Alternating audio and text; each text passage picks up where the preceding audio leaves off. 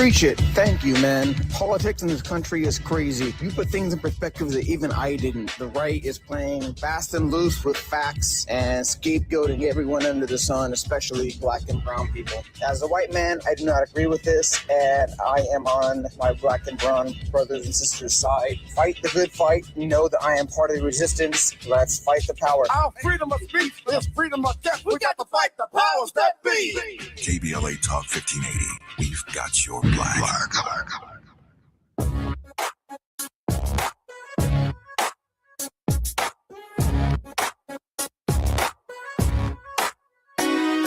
The Jesse Jackson Jr. Show.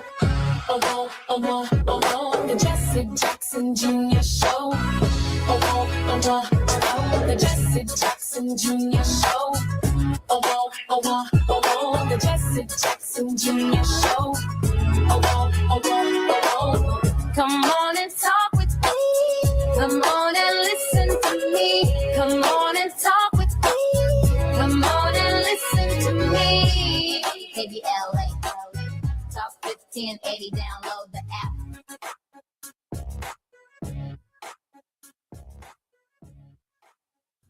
I'm Jesse Jackson Jr. It's the 97th birthday period of Martin Luther King Jr., and we are discussing today and through this period, certainly through the holiday recognized by the federal government on Monday, the life, the mission, the ministry of Martin Luther King Jr., and what its impact has and what does it say about our time. We began our conversation at the beginning of the week with none other than Terry Hord Owens. We touched upon some of these issues on Tenacious Tuesdays with Barbara Arnwine and Liz King. Reverend Tard Uri joined us along with Atiba in conversation yesterday on Wealthy Wednesdays, and on Thought-Provoking Thursdays, P.L. De Silva, as well as his very special guest, along with Johnny Mack, explored the global implications of what 39-year-old Martin Luther King Jr., at the hour of his assassination, 39 years old, had to share with the world. In this hour, we're going to take a hard look, a deep dive into the letter from a Birmingham jail because of its historical significance, its implications, some of its origins, and why Dr. King's thinking was so prolific. I'm particularly honored that our very special guest in this hour is none other than John Diggles. John Diggles is a health care professional, and over the course of our show, I will give you more and more about his biography. And of course, activist, thinker, political commentator, former executive in outdoor advertising, John Lesiotis, will also be joining us in this hour. Both have been apprised of the subject matter and are well aware of the fact that Martin Luther King Jr.'s letter from a Birmingham jail was a turning point in Christian theological praxis. Gentlemen, welcome forward to the Jesse Jackson Jr. Show. Jesse, it's good to see you. Thanks, Jesse. Thanks for having us. Now, this is Fat Meat Fridays, so I don't want anyone to think for one moment that we don't have an additional contributor who is absolutely with us. She is the creator of the Jesse Jackson Jr. Show, and I'm so grateful to call her my very close, dear, and best friend. The work that she does on this show is extraordinary. In fact, there are other radio shows and radio stations around the country that watch our show very carefully, and they are following the leadership that Gina Towns has established for the Jesse Jackson Jr. Show as really a breakthrough moment in media communications. So much of what was once AM and FM has now moved over to the app. That is, we are listened to in London, in Johannesburg, South Africa, Frankfurt, Germany, and other parts of the world. And that's in no small measure because the times are changing, but so is the technology. More people probably listen to our program on the app than they actually do on terrestrial radio. This simply wouldn't be possible because I simply gave no thought to it without the leadership, the thinking of Gina Towns. She felt that we needed a platform that was broad enough to share ideas across a broad global spectrum, and here we are. Gina, welcome forward to the Jesse Jackson Jr. Show. You know what, Jesse? I almost forgot it was that Good Friday. I was so happy to have John and John. Hey, Gina, let me ask you this question. Why the letter from a Birmingham jail? Well, before I go there, if you don't mind the liberty, because you said a lot right there, so thank you. But we have to give homage and credit to the 40-year veteran that is Tavis Smiley, and his tutelage and his mentorship in this venture, especially for me. And I will not speak for you, but to allow us to grow on this platform and imitate what he does as best we can and try to sprout off. I appreciate that. If I get to Capitol Hill, there are no guarantees. This is an American election. If I get there, it is my intention to take the show with us. And I plan to literally usher from Dominique DePrima through Tavis's show, through Nick Corte, as many of my colleagues, to frequent KBLA as a primary vehicle by which we share what's taking place in Washington, praying daily that Democrats regain control. But if we don't regain control, that is, the resistance movement does not gain control of the Congress, certainly Democrats will have a lot to say about the future of this nation, given the extraordinary times that we find ourselves in. And so this show and this platform is a significant part of why I wanted to do this in the first place. The idea of going to Congress, Gina, with a radio show, plugging people directly into their members of Congress and senators and discussing in real time what the hell is going on in this country. I think that matters to the success. It matters, Jesse, and you're really good at it. The fact that you can bring voices and give a platform and have an honest, open discussion with your audience nationally, you're really, really good at it. We're grateful for you.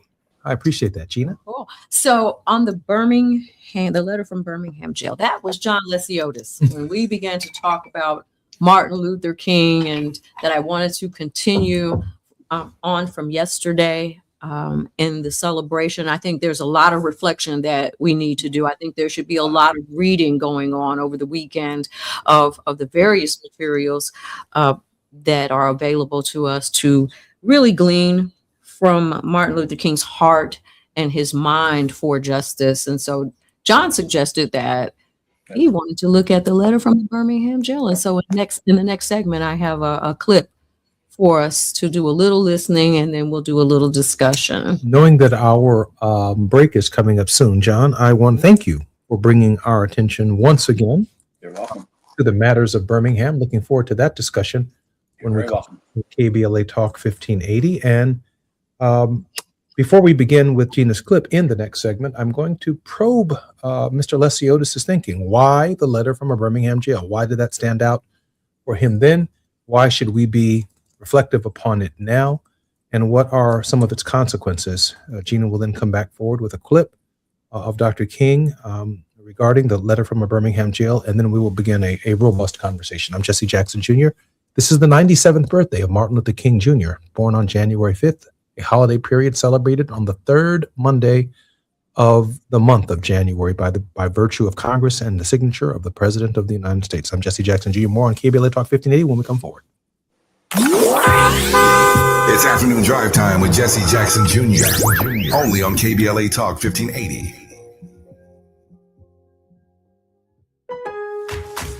Refresh your bathroom with big savings at Lowe's. Reimagine your bathroom with up to 40% off select faucets during our Bath Savings event. Need it today? Order by 2 p.m. for same-day delivery by 8 p.m. Shop for your bathroom refresh at Lowe's. We help, you save. While supplies last, selection varies by location. Same-day delivery on eligible in-stock items, subject to availability. Fees vary. Visit Lowe's.com/same-day delivery for full terms. Pizza's here. Oh, great. I'd love some, but I'm worried about my stomach issues. If you're worried about having diarrhea, gas, bloating, stomach pain, or loose, oily stools, it may not just be stomach issues. It could be a condition called exocrine pancreatic insufficiency, or EPI. With EPI, the pancreas doesn't release enough enzymes to break down food, but EPI is manageable. Use the symptom checker on identifyepi.com and talk to your doctor. That's identifyepi.com. Sponsored by AbbVie. KBLA Talk 1580. We've got a lot to talk about. KBLA Talk 1580, connecting you with services and solutions. The Los Angeles Regional Food Bank is on a mission to fight hunger and provide nutritious food to those in need across our community. They partner with federal, state, and local programs advocating for better policies and funding for critical hunger relief programs like Cal Fresh, the Emergency Food Assistance Program, and the Child and Adult Care Food Program. The food bank works with coalitions and local representatives to make sure hunger is addressed in every district of LA County. They also run nutrition education campaigns, raise hunger awareness, and source nutritious food for distribution, all while supporting regulations that allow food pantries to operate safely. Want to help? Visit lafoodbank.org or call 323-234-3030 to volunteer or find a food bank near you. Together, we can ensure that no one goes hungry in Los Angeles County. This is a community call to action from KBLA Talk 1580. KBLA Talk 1580 is pleased to partner with the Empowerment Congress once again for their 34th annual summit. The summit's theme is From Vision to Action, a forum to unlock participatory democracy, and will feature a nonpartisan gubernatorial candidate forum focused on issues of importance to the African American community. The summit is the signature public policy-oriented observance of Dr. Martin Luther King Jr.'s legacy during the national 3-day holiday weekend that celebrates his life. This year's summit will be held on Saturday, January 17th, 2026 at the California Science Center in Exposition Park from 9 to 11 a.m. Admission is free, but registration is required at KBLA1580.com. All major announced candidates for California governor for the Democratic and Republican Party nominations have been invited to participate in the candidate forum, which will be moderated by Tavis Smiley. An all-star panel of journalists will pose questions to the candidates, and the forum will be broadcast live on KBLA Talk 1580. This is going to be a big year for local, state, and national politics. The political pulse of 2026 beats on KBLA Talk 1580. Now back to more of Jesse Jackson Jr. on KBLA Talk 1580. The Jesse Jackson Jr. Show. The Jesse Jackson Jr. Show.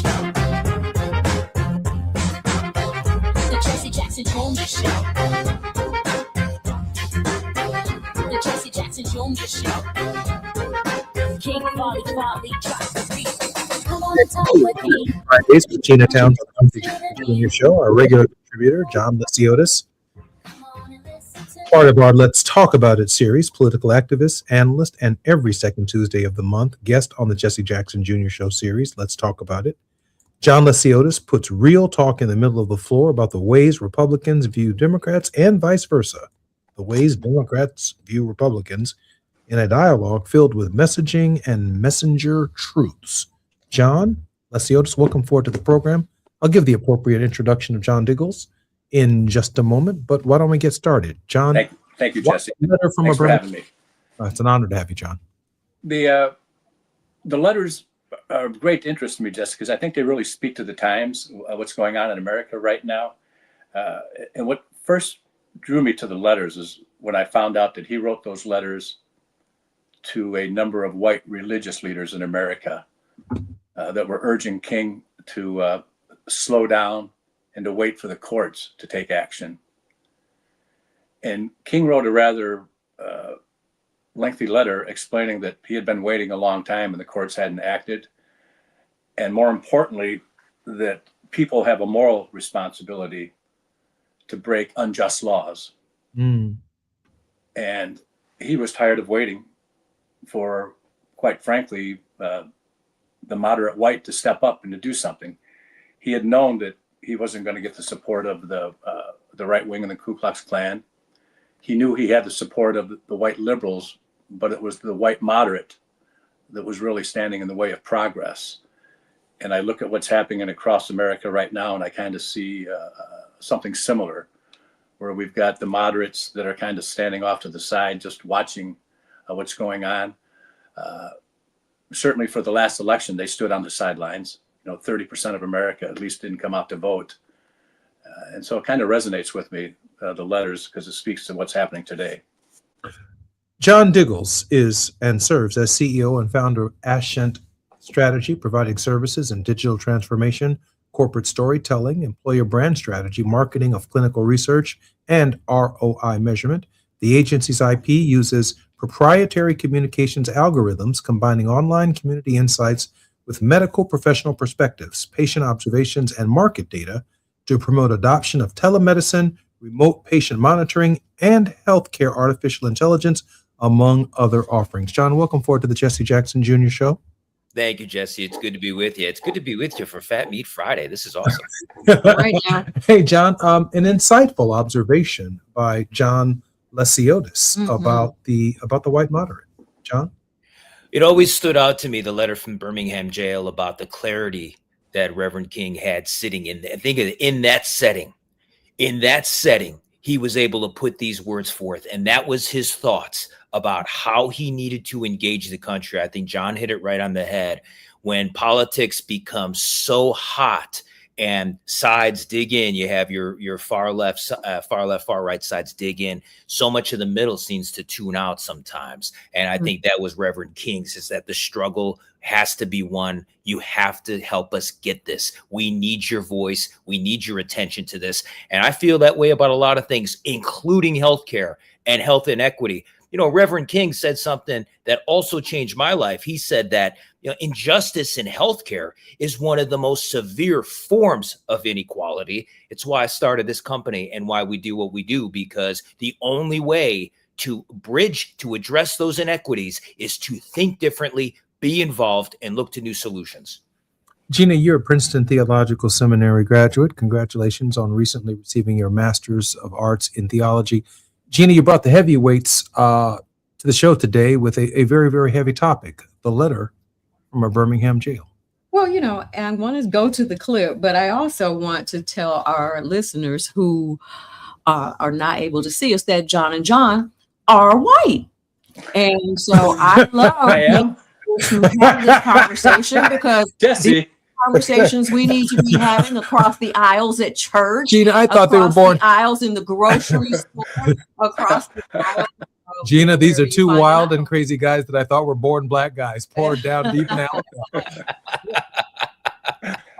I love this because, you know, our Monday host in the first hour, Mr. Krim, and Mr. Krim's class always talks about the fact that we cannot ignore that there are people who are open to all subject matters, and it takes all of us. It takes the entire village, the people down the street and around the corner, to raise this child called America.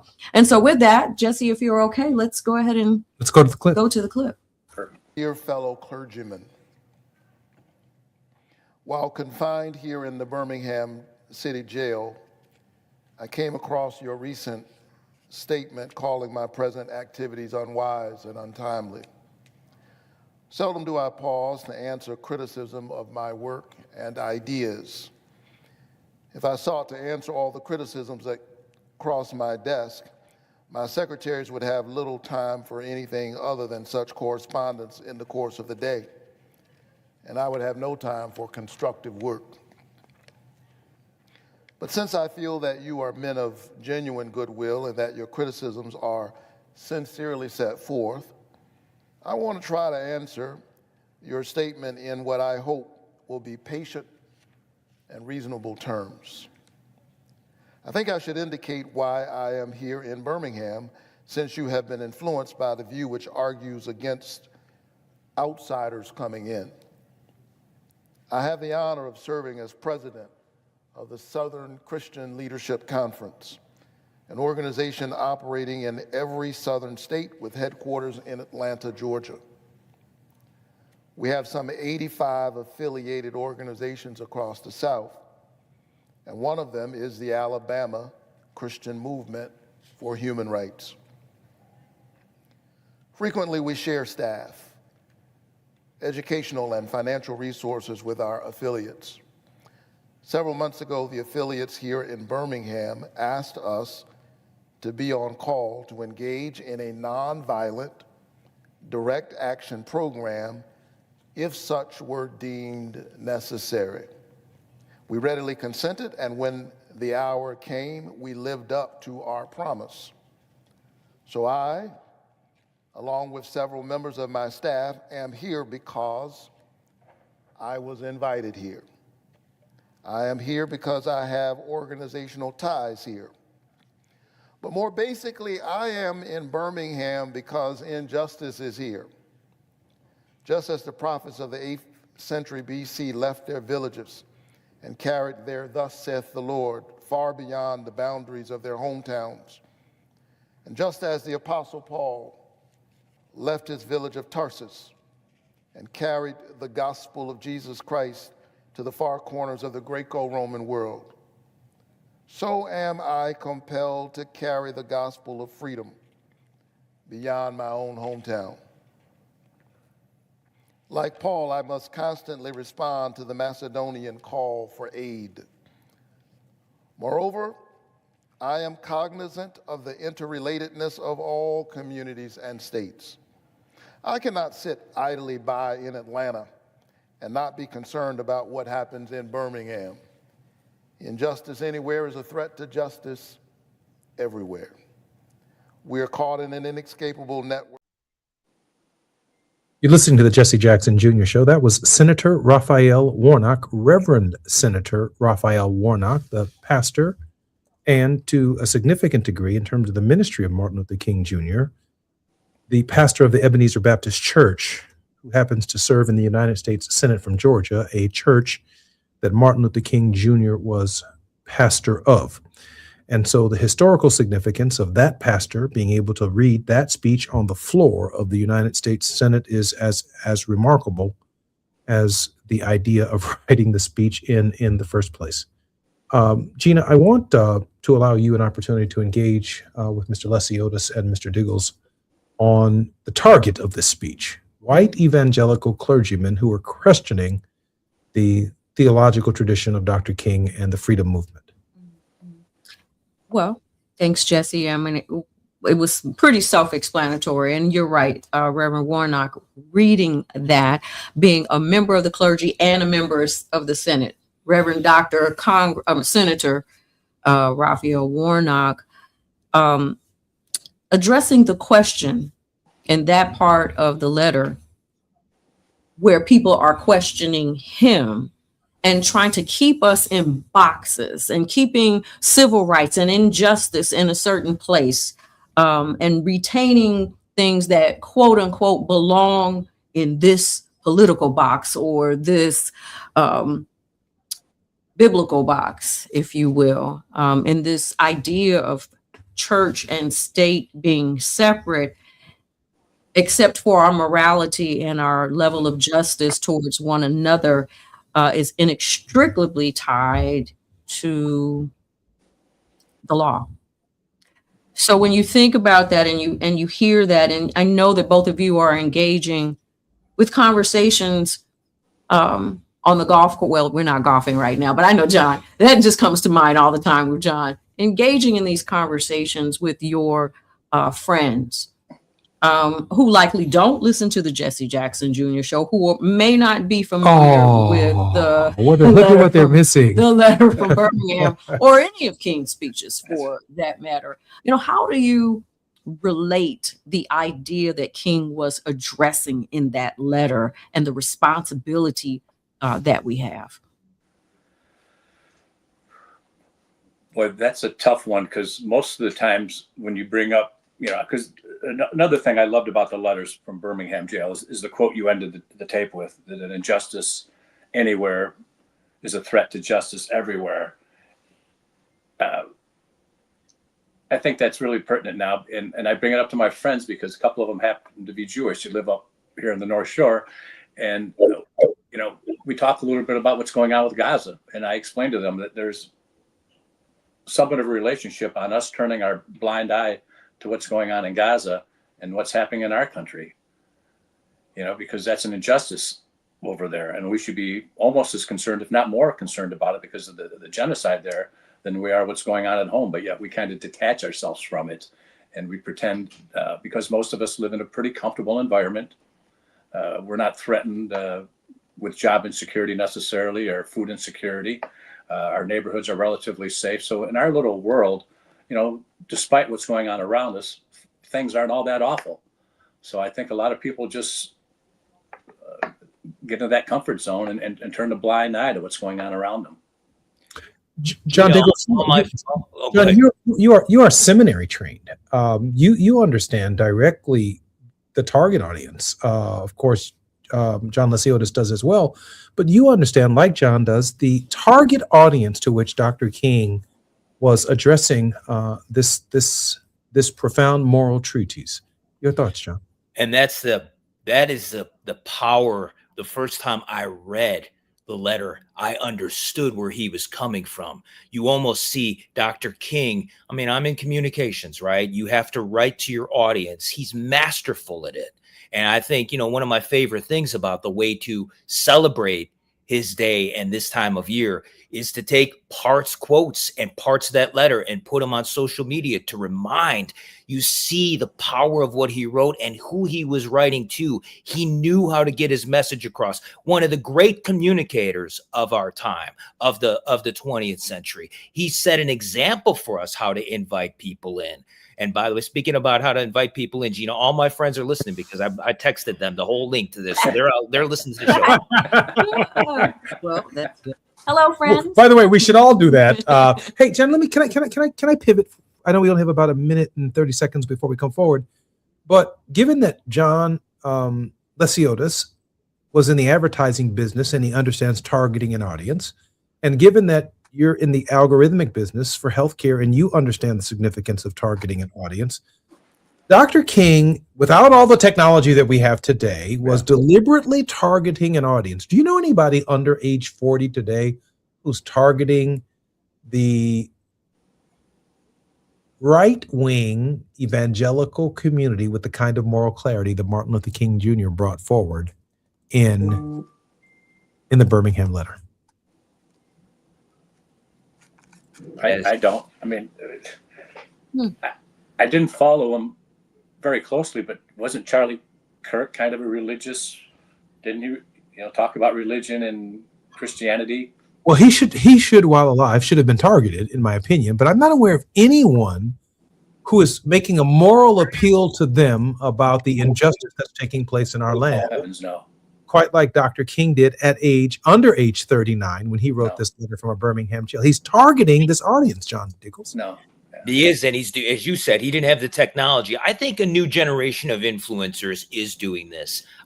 The words of Dr. King could get a lot more into that conversation, right? Because he did not have the technology. But I think the power of his letter and what makes it so timeless, again, is that setting and the sense of invitation, urgency that he pulled through. And so much of that is what got people involved. I'm Jesse Jackson Jr., listening to the Jesse Jackson Jr. Show on KBLA Talk 1580. It's Fat Need Fridays, more with John Diggles, Gina Towns, and John Lesiotis when we come forward.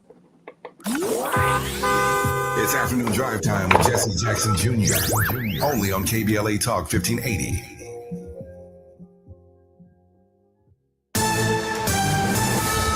I'm Amber Payton with BIN News Now. Black Florida Congressman Maxwell Frost is calling gun violence a public health emergency and the leading killer of children. Your life matters, and that's why we're introducing these bills. It's about mass shootings. He's introduced 3 measures targeting the secondary gun market, including tracking purchase patterns, gun disposal, and illegal sales, saying the federal government must act to protect kids.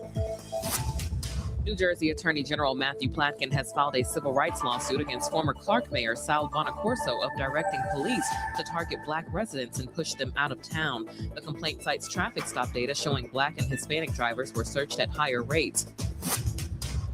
And the Air Jordan 11 Space Jam sneakers are making a comeback to mark the film's 30th anniversary. Worn by Michael Jordan during the 1995 NBA playoffs, the iconic shoes return December 12th with a retail price of $235. Get BIN News Now on demand 24/7 on the iHeartRadio app. Double trouble on the E60, first past Peck Road. It's a 2-vehicle collision clearing from the center divider area. You're backed up to Atlantic Boulevard.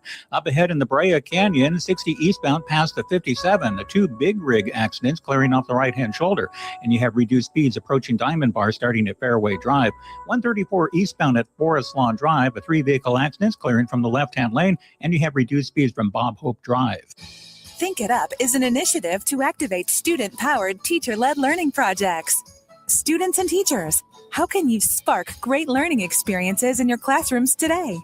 Join at thinkitup.org. Is this the time? This is the KBLA Sports Minute with Ray Richardson.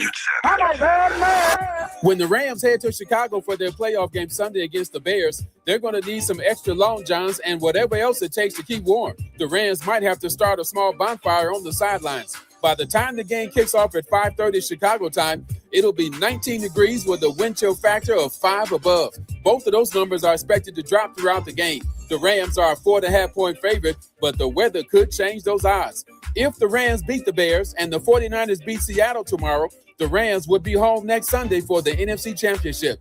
Tonight at 6, it's your Friday night sports fix, out of bounds and prime time. Join me and my co-host Neil Scarborough for 60 minutes of sports chatter with some Black folks flavor. You're welcome to join the conversation at 1-800-920-1580. No debates, no speculation, just the info you need. That's your KBLA Sports Minute. I'm Ray Richardson. More news, opinions, and conversation when we come forward on KBLA Talk 1580. At the tone, please record your message. You ready? Drop it! Mr. Tavis Smiley, preach it. Thank you, man. Politics in this country is crazy. You put things in perspective that even I didn't. The right is playing fast and loose with facts and scapegoating everyone under the sun, especially black and brown people. As a white man, I do not agree with this, and I am on my black and brown brothers and sisters' side. Fight the good fight. You know that I am part of the resistance. Let's fight the power. Our freedom of speech is freedom of death. We got to fight the powers that be. KBLA Talk 1580. We've got your black. Still battling a thirsty lawn that guzzles water and drains your wallet? Let LADWP turn that patch of grass into a gorgeous drought-smart garden for free. We're talking a full California-friendly landscape makeover designed and installed by pros at no cost to you. That's right, LADWP does the work, you get the upgrade. Ready to transform your yard and save big? Visit LADWP.com/leap. That's LADWP.com/LEAP. Worried about unpredictable utility bills this winter?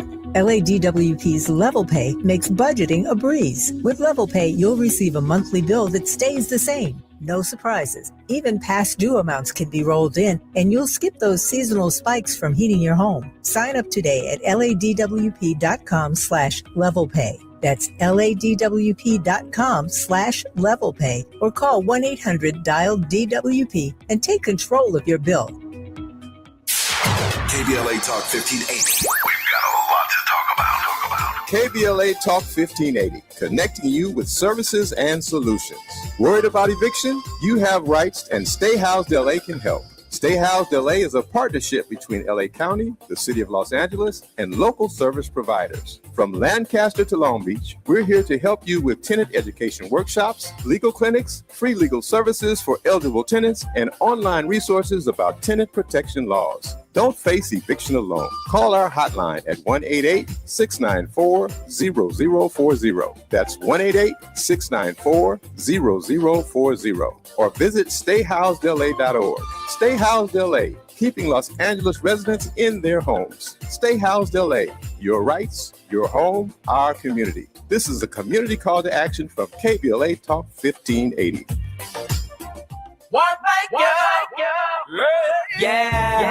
The California Crusader newspaper would like to thank all of our subscribers for their support throughout the years, proudly serving the South Los Angeles and South Bay areas for more than 40 years. The California Crusader is a multicultural, Black-owned, adjudicated newspaper that focuses on providing newsworthy information to the people in our community.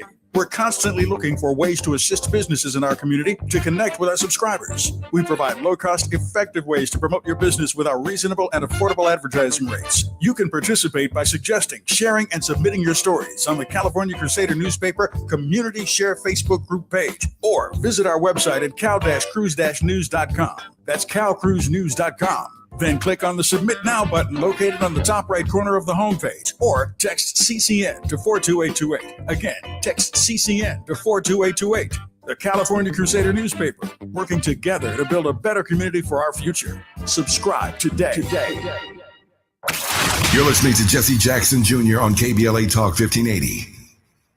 The Jesse Jackson Jr. Show. The Jesse Jackson Jr. Show. The Jesse Jackson Jr. Show. The Jesse Jackson Jr. Show.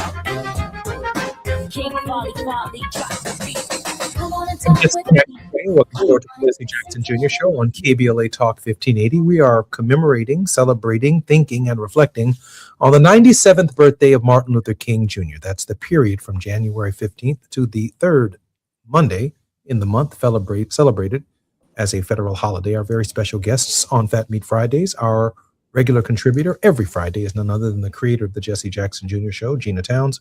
Gina, welcome forward to the show.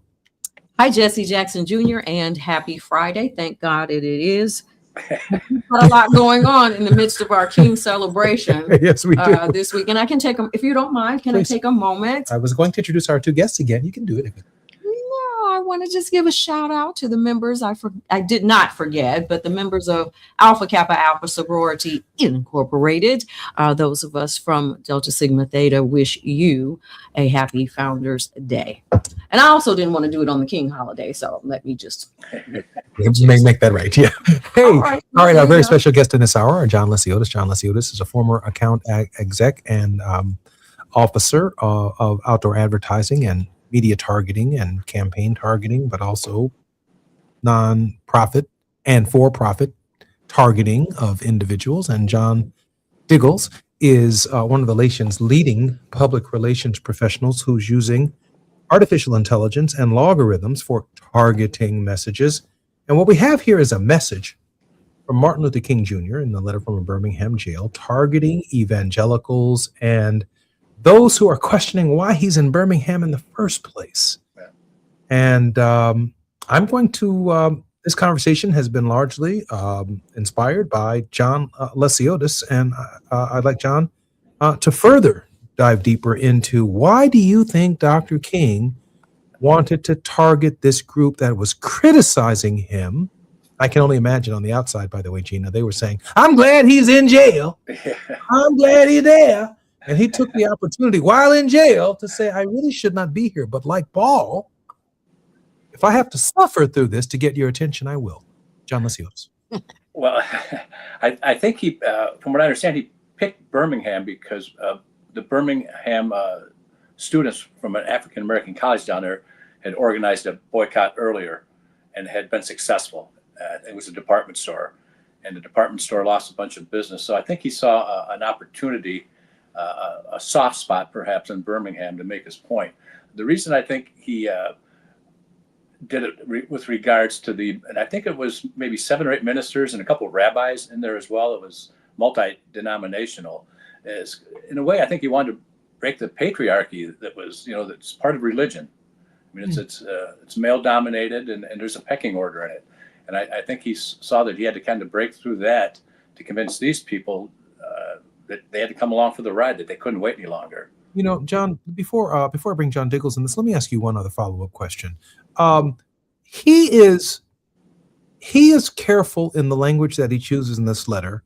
Always. And it's clear to me that he must have understood the historical significance of it, that we would be discussing it almost 50 years later. So he gave a considerable thought to the conversation with our reflection, our present reflection upon what he did then, so that we might arrive at a conclusion today. You're a media targeting expert, specialist.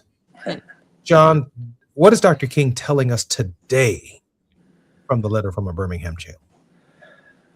Well, I think there's so many messages in it, but I think most importantly, it's a call to action. It's a call for those moderates to finally grow a spine, for lack of better definition, and to take action and to get off the sidelines and do something. And it's not everyone doing the same thing, but it's everyone doing something. And I think that's what he's urging the moderates to do. John Lesiotis? Diggles. I'm sorry, John Diggles. I'm sorry. I think John hit it just right. And I've spent my career in communications. I love the power of language, right? One of my favorite things that Dr. King does in the letter is that he takes words and labels that were placed on him and on the civil rights movement, and he uses them to his advantage. Dr. King was seen as an extremist, and so many pastors could not be involved. And he reminded them that Jesus Christ was also viewed as an extremist. And that famous line of the letter that comes forth, and he says, "So then I ask you, shall we be an extremist for hate, or shall we be an extremist for love?" Wow. And he gave them that power, that permission for pastors to say to their congregations, to say, just as Christ had to stand and fight for love and for faith to start his church, so Reverend King also is this extremist for love to change us and invite us into the movement. It's a masterful use of language. That permission, Gina. That permission, Reverend Towns. Oh, I was going to say Reverend Nichols. If John decided to take a moment, I just got to tell you, the agency transforms into the church. I'm not mad at it because, if you think about it, the things that we do in our lives, sometimes we get really bogged down by a job, but if you have a career and you're doing something you love, it really does become ministry. And so the things that John just said are applicable across the board. But and thank you for that, John. You're going to either pick a side, I think is what he was getting at. And then, from the very beginning, he was like, usually I don't deal with the criticism that comes, but because this is the subject matter that we're talking about, it is love versus hate. And we all claim to be on the same page on that. He's also dealing with the hypocrisy, and so we are at a place where our hypocrisy, while it has been in the background a little bit because we've made some strides. I mean, that's how we're viewed, around the world to some extent, in some of our dealings in abroad. But then when it comes to how people see the things that go on at home, they see that hypocrisy. And I love that Martin Luther King was like, I'm going to sit here right here in this jail cell, and I am going to deal with the issue of hypocrisy on what we say we believe. And there was no better place for me for it to have been done, because if you look at anybody who God used throughout the scripture, they spent some time in jail or solitude or something. He left them with their thoughts, that's for sure. Mr. Diggles or Mr. Lesiotis, your response? Well, she mentioned a key word, hypocrisy. And I would make the case that the country was kind of built on hypocrisy, Gina. Jesse, I mean, we've got a constitution that states that all men are created equal, but yet half the men that signed that constitution went home to slaves. So today we fight wars to bring peace. So a lot of people that are on the right wing right now claim to be Christians. So I think the idea of hypocrisy is kind of a common thread that's run through the history of this country. Mr. Leslie, Mr. Diggles? It will always stand out for me, the themes of the letters here is that sense of invitation, and how he taught pastors who read that and immersed his words to say, okay, if this how your congregation sees this, I'll work with the labels they have. I want you to redefine it. And that's what he did. And his letter challenged them, but it also did so as an invitation and with love. And that was the way I think he really changed the thinking. That's why that letter is so timeless. That's why so many of us should spend this weekend posting our favorite parts of it on social. We have to remind people of the power of those words. I'm Jesse Jackson Jr., listening to the Jesse Jackson Jr. Show on KBLA Talk 1580. This is Fat Meat Fridays with Gina Towns, our very special guest, Mr. John Diggles and Mr. John Lesiotis. More when we come forward on KBLA Talk 1580. After nearly 20 years in Congress, he knows how to get at the issues that matter the most to you. Every day, he takes a deep dive into politics, social justice, and the stories that shape our community. This is where prominent people unpack perplexing problems. Unfiltered, unapologetic, unmissable. You're inside the Jesse Jackson Jr. Show on KBLA Talk 1580. Join Ignited Light at the 10th Annual Dr. Martin Luther King Jr. Day of Service, Saturday, January 17th from 10 a.m. to 2 p.m. at Holman United Methodist Church, 3320 West Adams Boulevard, west of Arlington. This service for humanity brings together community providers offering free food and clothing, medical screenings, legal, dental, academic, and career services, plus vaccinations, flu shots, HIV and STD testing, and blood pressure checks. All are welcome. That's January 17th at Holman United Methodist Church. For more information, go to adayon.org. That's adayon.org.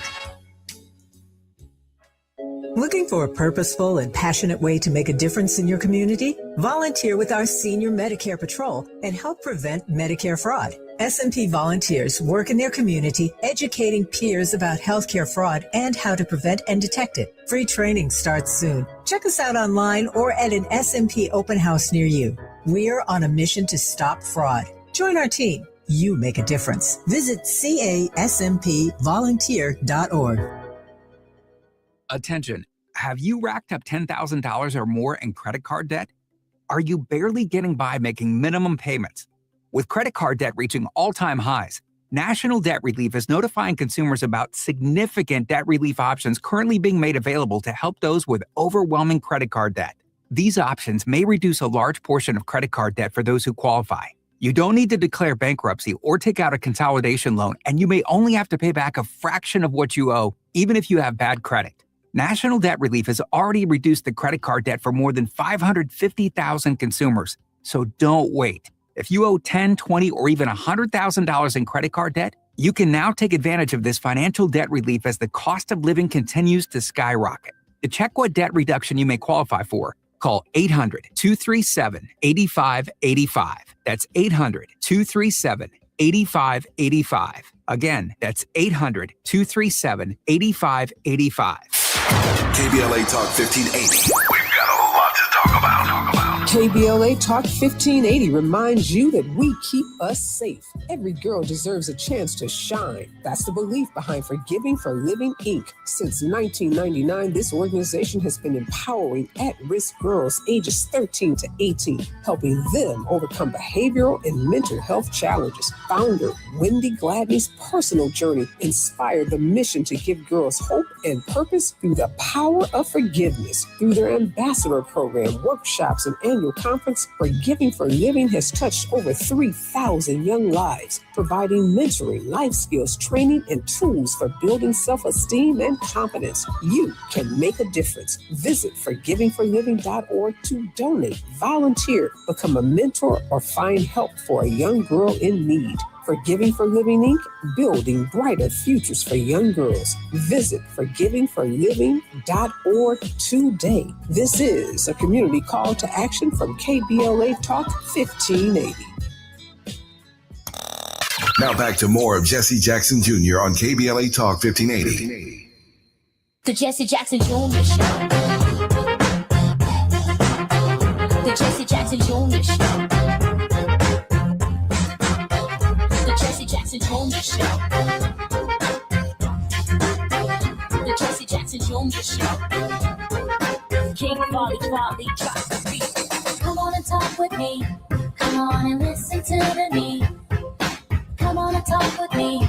Come on and listen to me. I'm Jesse Jackson Jr. Welcome to the Jesse Jackson Jr. Show on KBLA Talk 1580. I must share with you before, as we enter this last segment of our show, first hour, that my mother received an amazing award from the city of Chicago today, presented to her by Brandon Johnson and by the city of Chicago for her more than 5-6 decades of activism and work here in the city, in the nation, and around the country. I'm particularly proud of that on this, Congratulations. Martin Luther King Jr. 97th birthday. I also want to share that Vice President Kamala Harris was the guest speaker of that at that particular event. And out of the kindness of her heart, at the end of the event, she came to my mother's apartment and spent a good hour, maybe an hour and a half, with my father, the Reverend Jesse Jackson. These pictures and these images all belong to my mother as she reflects upon the significance of my father's contribution. And to the extent that my father can talk, he did speak with Kamala Harris today. So there's your little breaking news. That Reverend Jackson in the last week has had Stevie Wonder come and visit, Kamala Harris come and visit. In the last month and a half, including Bill Clinton and Hillary Clinton came and visited, and our family is extremely grateful. I have a question that I want to ask Gina of John Lesiotis and John Diggles, but let me start with John Diggles. If Dr. King were alive today, what would you ask him? John Diggles? I would ask him about the hardest part of his journey and what he did or what he thought that got him through that. Mm. And I would just like to sit with that, because I do think that we might be surprised by that answer about where the hardest part was and what he did to get through it. I would ask him about his doubts about his life's mission and what he did to get through those. And I would ask him about any regrets that he had about certain things, about how things he might have learned about how to say something or deliver something that he might have gone back and changed. And again, to have that conversation would be a blessing. And Jesse, congratulations to your mom. Our ongoing prayers for your father, a special day for your family. John, I appreciate that. You know, when I think about Dr. King, I feel like I am speaking to a 400-year-old sage. But he was assassinated at age 39. I want to pose the same question to John Lesiotis. John, what would you ask Dr. King today? Well, I would ask him, I guess in his darkest hours, other than the Bible, are there people that he got inspiration from? Are there writers that he read to get inspiration to get through some of the tough times, especially in jail? So there had to have been someone that he really looked up to. Gina just put Howard Thurman on you. Howard Thurman. There you go. There you go.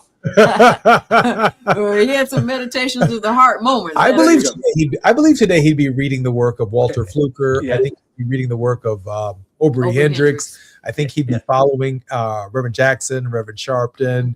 I think he'd be following, obviously, Andy Young and Reverend Barber. I'm sorry, John. I didn't mean to cut you off. Go ahead. No, I agree with it. I remember you mentioned Mr. Thurman before, so I know he was a great inspiration for Dr. King. But I also did want to follow up with John Diggles and mention to you about your mother's award, and that's terrific for her.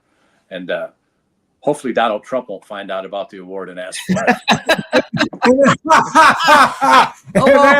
and ask him to bring you. I want the City of Chicago award, the Jack Jackson guy. Wow, Gina. Oh man, I had almost just a whole moment of slip off the show. So sliding down the side of a hill right there. But okay, so anyway, so John Diggles, that I thought your question was fascinating, and here's why. To know what King might have felt as fear or concern, I think makes him relatable to where we are right now.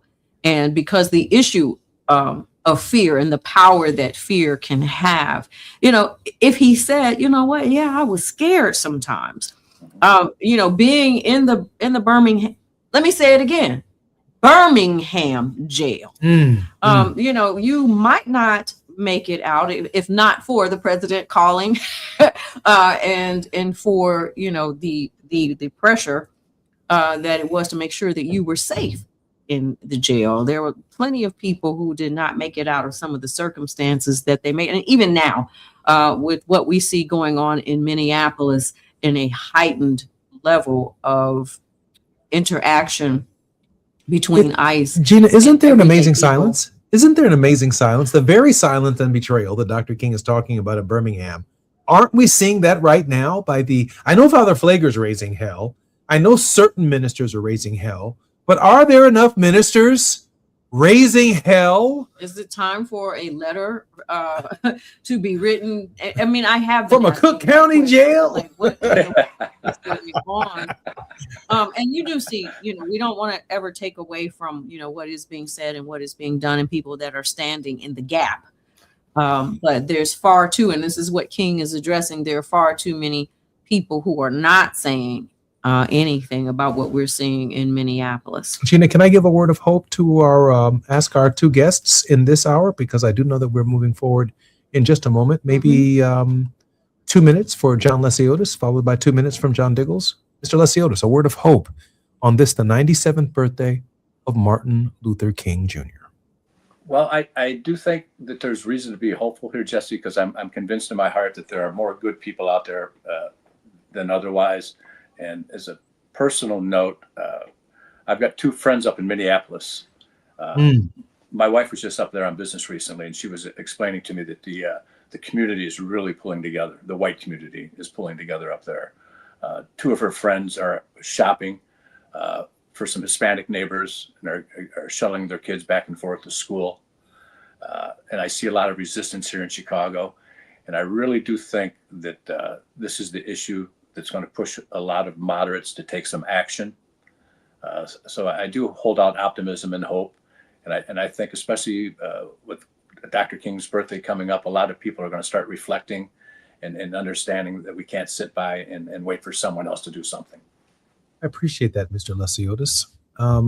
Boy, you've just given me a bunch of ideas. The idea that we should be helping our Latino brothers and sisters and their children get to and from school and not exposing their parents to the plague that is troubling all of our communities. Mr. Dickles.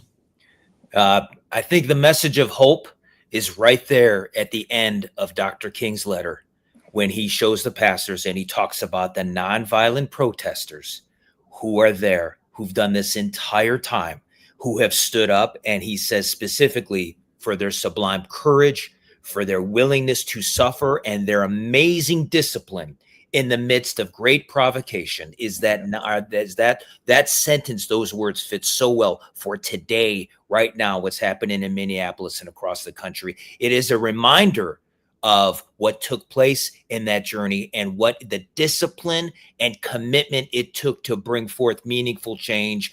I'll be spending some time, and I'm going to read that ending a couple of times. I hope everyone does as well. There's incredible hope there because we remember where we came from, those words and phrases. Gina, about 45 seconds remains in our program. A word of hope. Well, I do like the graphic. Never give up.